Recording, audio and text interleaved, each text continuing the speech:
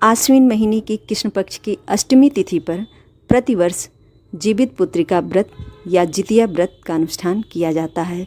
हमारे हिंदू धर्म में ये व्रत कलयुग से ही शुरू हो गया था और इस व्रत की एक रोचक कथा आती है महाभारत काल से कि भगवान श्री कृष्ण ने सूक्ष्म रूप धारण करके उत्तरा के गर्भ में पल रहे राजा परीक्षित की कैसे उन्होंने रक्षा की थी।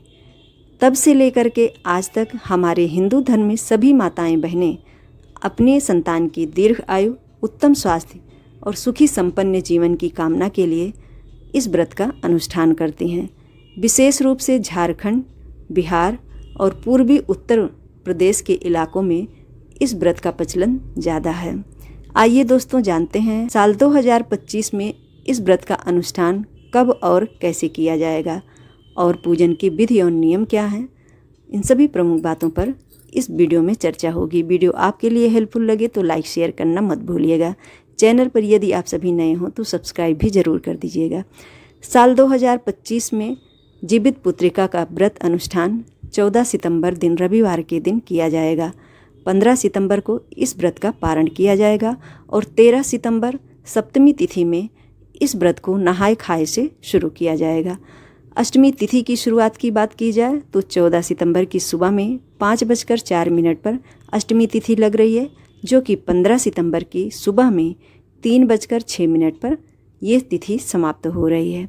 कुल मिलाकर के 3 दिन के नियमों का पालन करते हुए इस व्रत का अनुष्ठान किया जाता है। सभी माताएं बहनें और अपने क्षेत्र परिवार के अनुसार इस व्रत के नियमों का अनुष्ठान करती हैं और पूरा दिन और रात निर्जला उपवास रखने के उपरांत दूसरे दिन जा कर के अपने व्रत का पारण करती हैं। व्रत करने वाली सभी माताओं बहनों को व्रत के नियमों का पालन जरूर करना चाहिए। नियमों में जैसे कि व्रत वाले दिन आप सुबह में ब्रह्म मुहूर्त में उठें, अपने व्रत का संकल्प लें मन ही मन और नाम गोत्र बोल करके, उसके बाद स्नान ध्यान करके भगवान सूर्य नारायण को जल समर्पित करें। पूरा दिन निर्जला उपवास करें। शाम को या दोपहर में जैसे आप लोगों के यहाँ होता हो उस तरह से अपने पूजा के स्थान पे या अपने घर में आंगन में या बालकनी में कहीं पर आप कुंड बना लें, तालाब बना लें। वहाँ पर जिमूत वाहन भगवान की आकृति आप कुशाग्रास से या दूर्वा ग्रास से बना लें। उसके बाद वहाँ पर चील और सियारिन की भी आकृति आप बना लें या कैलेंडर मार्केट में आता हो तो उसे आप मंगा लें।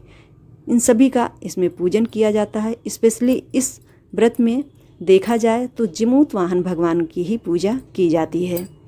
जैसे कि कथा में वर्णन मिलता है कि जिमूत वाहन नामक एक राजा ने एक स्त्री के पुत्र को बचाने के लिए स्वयं को गरुड़ देव के भोजन के रूप में प्रस्तुत कर दिया था। उनकी यह निस्वार्थ भावना को देख करके भगवान गरुड़ प्रसन्न हो जाते हैं और उन्हें वैकुंठ में जाने का आशीर्वाद देते हैं।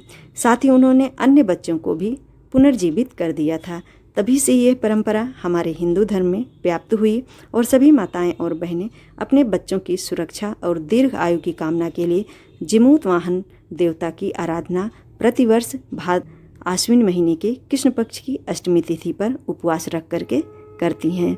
इसलिए हमारे हिंदू धर्म में इस महीने में जो भी व्रत हैं, देखिए धागे की महत्वता उस व्रतों में विशेष रूप से बताई गई है।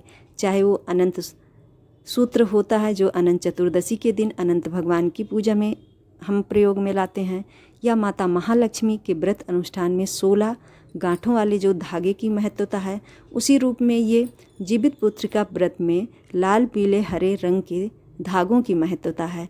तो कुछ व्रत उपवास हमारी लोक मान्यताओं के अनुसार इस तरह से अपने अपने परंपरा के अनुसार हमारे जनजीवन में व्याप्त हैं और हम उसी अनुसार से अपने व्रत का अनुष्ठान करते हैं और उन्हीं नियमों को अपनाते हैं।